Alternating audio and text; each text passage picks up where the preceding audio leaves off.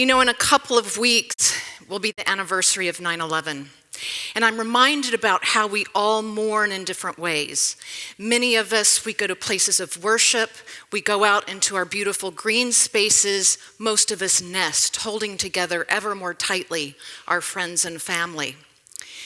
In the weeks following 9/11, New Yorkers, they flocked to their art museums, specifically the Metropolitan Museum of Art. Why? The answer gets to the heart of why art museums matter, why we care, and how they have become pillars of strength and inspiration in our communities. So first, we're going to need to do a little bit of Art Museums 101, but this is not going to be painful because we're going to do the Cliff Notes version. And we're going to start in the 16th century in Europe when the idea developed about museums. And we're starting in 16th century Europe in what we call Wunderkammern, or wonder rooms, or cabinets of curiosities. And I'm showing examples from the 17th and the 18th centuries. And you can tell that these are remarkable spaces that combine art and science, mingling together specimens of natural history as well as artificial curiosities, and that's the name that we give to art objects that are made by humans. Now, initially, these wonder rooms were put together by royalty. And they were meant to spark curiosity, and they were meant to build foundations of knowledge. But they could also be expressions of princely power, and thus a form of propaganda. Now, let's jump ahead to 1789 and the storming of the Bastille in Paris. Now, I know that this is not that famous prison. This is the Apollo Room. And it was built by the best architects, artists, designers working in France to glorify King Louis XIV. The French revolutionaries, they didn't tear it down. They didn't graffiti over it. They didn't cover it up. They did something much more powerful. They changed its meaning. If you go to the Louvre Museum in Paris today, and you go to the Apollo Room, you're going to see the entablature over it that you see on the left. And basically what it's saying is that what was once the property of the king, intended to glorify him, was now the property of the French people, meant to glorify them. And so nationalism and cultural pride is bound up and in the DNA of the Louvre Museum. Now, this is the Cliff Notes version, so we're jumping ahead to 1851 London with another model of the public art museum, the Louvre being the world's first public art museum. And this next model is called the Victoria and Albert Museum. We call it the V&A for short. And its immediate predecessor was this, the Great Exhibition of 1851, also called Crystal Palace. And this exhibition was meant to bring together the greatest in international design. And like the Louvre, democracy or a democratic spirit was certainly behind it, but it was twinned with commercial interests, the idea of stimulating and nurturing excellence in British design, in bringing together people from all over the world to stoke international trade and international relations and tourism. And it was free. It was free to all people, the V&A. If the Louvre is about national identity and cultural power, the V&A is about all of that, but also making. Because what the V&A does is it brings together art from all over the world, including copies of great works of art, including Michelangelo's David, although in this version it comes with a detachable fig leaf that curators would quickly cover up the naughty bits whenever Queen Victoria was coming to pay a visit. But it was meant to nurture this idea of excellence in British design. And whereas in the Louvre, it's organized along the principles of national schools. So you have Italian art, French art, Dutch art, Flemish art. At the V&A, it's organized by medium. So painting, prints, photographs, glass, ceramics, textiles, clothing, so that they're emphasizing what is made and how it is made and what it looks like. Now, I hope you're wondering by now, where is Memphis in all of this? Well, at the Memphis Brooks Museum of Art, where I work, It's a combination, as it is in many art museums across the United States, of the two models that I just described to you, the Louvre model and the V&A model. And we turned 100 years ago, I think Jeff referred to that, in May of 2016, and I was absolutely delighted to read the birthday card a few days after our big party. Because what art museums do, and what they were intended to do, both at the Louvre and the V&A, they come from a democratic, progressive impulse. They are meant to elevate, to refine, to cultivate, to educate, and they are meant to bind together a community. That's what museums do. And I love this. I don't know who wrote it, but it says, Brooks has brought Memphis together. A lot of people, they think that art museums are an embellishment, a garnish, a cherry on top of a sundae. But there's so much more than that. Think about it. Art museums are critical to a city's infrastructure. Can you think of one major city without a major art museum? Art museums bring together art and people across different time periods and different cultures. And I think that that is what people were looking for in the weeks following 9/11. But to get back to Memphis, Brooks has brought Memphis together. It stumbled in its beginnings, and it began in the 1900s because Memphis has cultural ambitions, and it emerged in the 1900s after not one, but 3 yellow fever epidemics.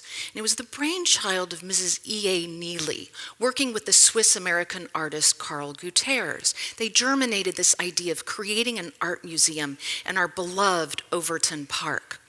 And they had children. Children were gathering together, raising money for this building by collecting recyclables, collecting paper, rags, and rubber. And so in the origin story of our museum, the city's museum, the Memphis Brooks Museum of Art, are 4 things: patron, artist, children, and grassroots efforts. Although those efforts stumbled a bit in the beginning until Bessie Vance Brooks, seen here in this splendid portrait by Cecilia Bowe, gave $100,000 to the city of Memphis to create its first art museum. And this is the equivalent of about $2 million today. And they hired one of the country's very best architects, James Gamble Rogers, to build the building. And here it is, sitting in 1916 in the heart of Overton Park. And when we opened in May of 1916, I just love this part. There was no art collection, and there was no staff to support it. But that's so Memphis, right? And so soon... But soon it grew, and it grew, and it grew, and there is so much life in the Memphis Brooks Museum of Art. And it also, and this is important for you to know as a Memphian, is that we are the oldest art museum in the state of Tennessee. We're the largest art museum in the state of Tennessee, and we are the only art museum in the state of Tennessee in the region to have art that comes from all around the world. And that's so important when we think of Memphis, a raucous river town that connects to the world historically through its waterways and now through its entrepreneurial businesses, and of course, its music, our calling card to the world. The world is rooted in Memphis and Memphis in the world, and the world is rooted in the Memphis Brooks, where you have 5,000 years of art made from 5,000 years ago to today and across all cultures, so that they sort of bump up against one another, different cultures and time periods. And that's what New Yorkers, I think, were looking for, because art connects people to different places and different time periods in a public space of undescribable beauty. We all know that beauty is in the eye of the beholder. We know that beauty changes and concepts of beauty, they change across different cultures and across time, and you can see it here. Concepts of women's beauty and power expressed in a 16th century Nigerian mask and a 15th century portrait of a woman.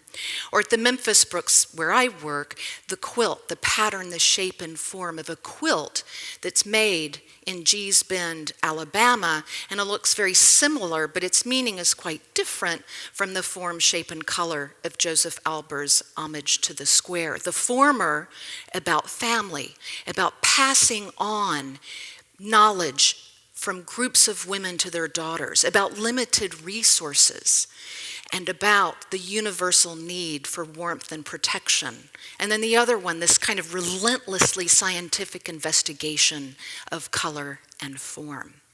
So we know that beauty resides in certain kinds of objects, certain kinds as in varied and different from one another. But we also know that there is certainty in the idea of beauty itself. That no matter what happens, humans will make beautiful, amazing, authentic objects. Now, I want to end with a story. And I was working at the Museum of Fine Arts Houston in 2004, and one day at work I got a phone call from a member of a sorority, and she had been helping Hurricane Katrina evacuees out of New Orleans temporarily relocate in Houston, and she wanted to bring by one of these refugees to the museum. And at the time, we had an installation of artworks by African American artists from the permanent collection on view. And we also had works of art that dealt with the theme of civil rights on view. And of course, this is an image that you know well by Memphian Ernest C. Withers of the 1968 Memphis sanitation workers' strike of 1968. But completely by coincidence and on loan temporarily was this painting from the Norman Rockwell Museum. I know we think of him as an illustrator, but this was the original painting, and it's about 3 by 5 feet. And it's called The Problem We All Live With. It's dated 1963. It was published in Look magazine in 1964 and based on an event that happened in New Orleans in 1960. And the way Rockwell has framed this is it's really from the point of view of the child. And the child is Ruby Bridges, and she's walking to school. And flanked in front of her and behind her are U.S. Marshals, white, so large, so towering, we don't even see their heads. And in the background, you see a tomato splattered against the wall, its dripping juice clearly reminiscent of blood. This is a powerful condemnation of racism. The problem we all live with, as the title says. And so we were waiting in the gallery for our visitor to arrive, and she turned the corner and she saw the painting. And I rushed over to help support her because it looked like her knees were buckling. It was Ruby Bridges' mother, Lucille Bridges. She was a Hurricane Katrina evacuee. She's the one who in 1960 stood up and who sent her daughter to a formerly white public school. And she immediately said once she recovered that she had never seen the real thing, the real painting before. She knew it only from a print that the artist had signed and given to her as a gift. But the real thing, the painting 3 by 5 feet, had a kind of immediacy and visceral quality that the print lacked. She was stunned. And then the U.S. Marshals came. They heard that the painting was on loan at the museum. They read in the papers that Mrs. Bridges was in Houston, and they wanted to hold a meeting in front of the painting. They wanted to bear witness, and so they did. After all, as one of them said to me, a print of this painting is in U.S. Marshal offices all over the country. And then, completely out of the blue, a man raised his hand and said that he had been judicial clerk to Judge Skelly Wright, the Fifth Circuit judge who had executed the order to desegregate public schools in New Orleans in 1960, and that this man had helped to draft. It was an amazing gathering of witnesses to history, 40 years after Ruby Bridges walked to William Frantz Elementary School in New Orleans, as we were all grappling with the aftermath of Katrina, the levee breach, and the devastation all along the Gulf Coast. So art, public space, and the people to activate and animate it and give it meaning. That is life in an art museum. Thank you.